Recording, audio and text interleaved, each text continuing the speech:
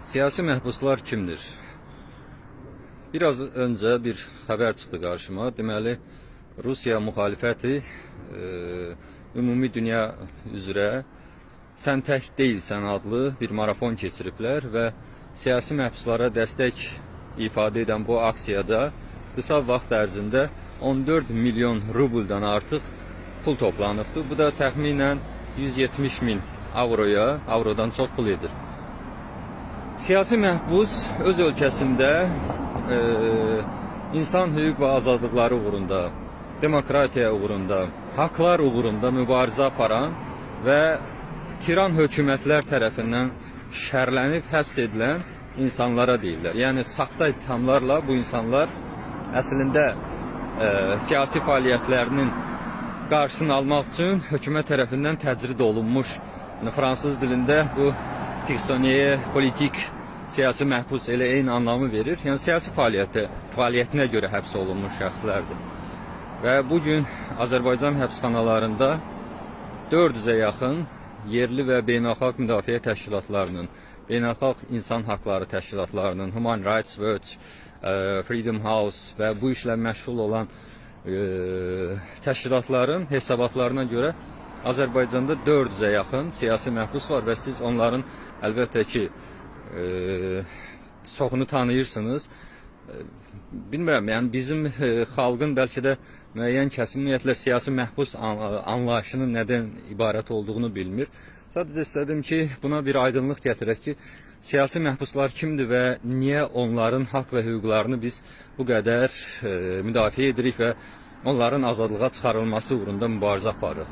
Təsəvvür edin ki, siz hər hansı bir yerə gedəndə, bir 5 dəqiqə tıxacda qalanda və yaxud da hər hansı bir işiniz nəyəsə görə alınmayanda, həmin günü özünüzə bir yer tapa bilmirsiniz ki, niyə bu iş alınmadı?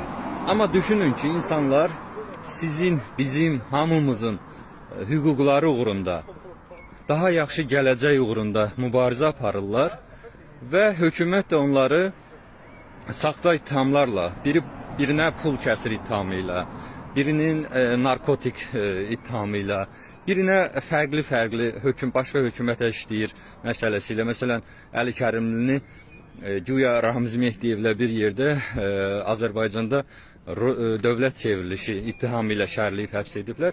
Və əlbəttə ki, bu 400 nəfərin yaxından, uzaqdan onlara üzərinə qoyulan bu qondarma ittihamlardan çox uzaq insanlardır. Məsələn, həbsdə jurnalist qızlar var. Bu qızlar niyə həbs edilib? Çünki bunlar Azərbaycandakı çatışmazlıqları, mitinqləri işıqlandırırlar və hökumət də görürdü ki, bunlar məsələləri ictimailəşdirirlər, böyüdürlər, işıqlandırırlar və Azərbaycan xalqında bir təpki yaranır. Daha sonra hüquq müdafiəçiləri var, dindarlar var, həbsdə olan dindarlar var və ümumilikdə bu say 400 nəfərə qədərdir. Sadəcə olaraq bir onu bilmək lazımdır ki, hər şeydən öncə bu vətəndaş mövqeyindən də öncə insan haqlarına önəm verib verməməyimizdən asılı olmayaraq, həm də bu bir mənəvi borc və öhdəlikdir ki, bir vətəndaş kimi bizim haqlarımız uğrunda, sənin haqların uğrunda, sənin övladlarının yaxşı yaşaması uğrunda, sənin gələcəyinin yaxşı yaşaması uğrunda, bu ölkənin bir qrup insan tərəfindən görməmişcəsinə qəsb edilməsinə qarşı, talanmasına qarşı mübarizə aparan, ölkədə haqqın, hüququn olmasını istəyən və bu yolda həbs olunan insanlara dəstək bizim mənəvi borcumuzdur. Hər şeydən öncə bu bizim mənəvi borcumuzdur.